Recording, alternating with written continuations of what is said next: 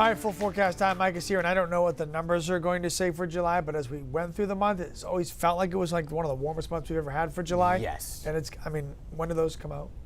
We should have those momentarily, and the data's out. I just haven't looked at it yet. Okay. So I'll compile it. My guess is it's going to be up there. It's one of the warmest we've ever had. Yeah, we'll have updates at 5 a.m. on that. But if we remember, deep tease. Yeah, you like that? Yeah. Oh, here's last year's number for precip. Remember this? I remember that. Ugh. Yeah.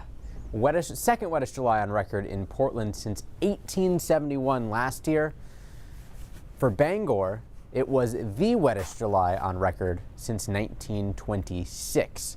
And the reason that I bring this up is because this past July was dry. We've been talking about drought, and this just goes to show how much things can change over the course of a year.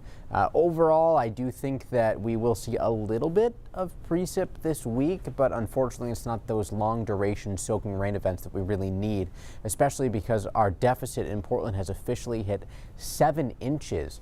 Over a 2-inch deficit in Augusta, close to 2 inches in Bangor, and then Caribou coming in with the only spot that has a surplus, which is not a shock because Aroostook County has not been included in any of the drought map updates because there's no drought ongoing across northern Maine. It's really a central and southern Maine issue.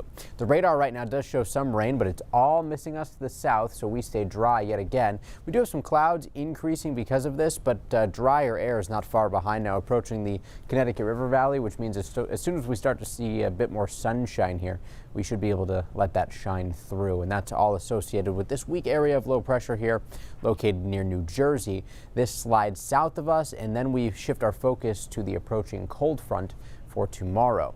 Throughout the day today, again, clouds clear out pretty quickly, expecting a lot of sunshine mixing in by 9 o'clock this morning. And then shortly thereafter, we'll actually see some spots approaching 80 degrees. We top the day out today in the mid to upper 80s for many. A couple of spots along the coastline may end up in the upper 70s since we'll have a bit of a breeze coming off the ocean this afternoon. No showers really expected. This model's trying to show a couple of pop-ups. I don't think that's going to happen, and the reason for that is because we've got so much dry air in the atmosphere that even though we will likely see some big puffy cumulus clouds, we just don't have enough moisture to support them growing enough to become big, strong showers or anything like that. Overnight tonight, clouds thicken back up out ahead of our front. Our front starts to approach tomorrow. Any leftover showers and storms will fizzle by the time they get to Maine, but then we should see some renewed activity along the front, especially tomorrow afternoon. Not expecting any severe weather with this. Showers themselves are going to start off pretty isolated and become more scattered, mostly if you are east of Augusta. We should see some heavier rain in the greater Bangor area down to the Penobscot Bay and coastal sections down east. But otherwise, I think that southwestern Maine, York and Cumberland counties miss out on a lot of the precip tomorrow. And temperatures today back into the mid to upper 80s is going to help to dry out the soil even more, especially since we've got a bit of a breeze that's going to mix in there.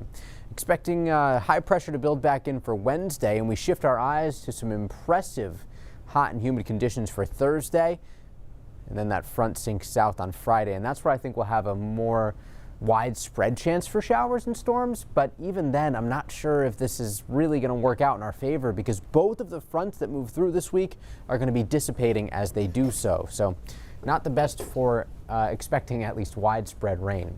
Seas around 2 to 3 feet, wind coming out of the south, 10 to 15 knots, gusting to 20 knots today. 7-day forecast inland. This is the first time I think all summer that I've had to put either sticky or higher for the little humidity tags on the bottom there. It's going to be humid, especially Thursday. Thursday, I'm thinking mid-90s inland, around 90 at the coastline, and then that should bring scattered storms on Friday. But there it is again, clearing out just in time for the weekend. Did you make a deal with somebody to get all these dry weekends in a row? We've had quite the run, right? I mean, yeah. It's unreal. An incredible stretch. Yeah, good stuff. All right, sir. Thank you very much. Appreciate it.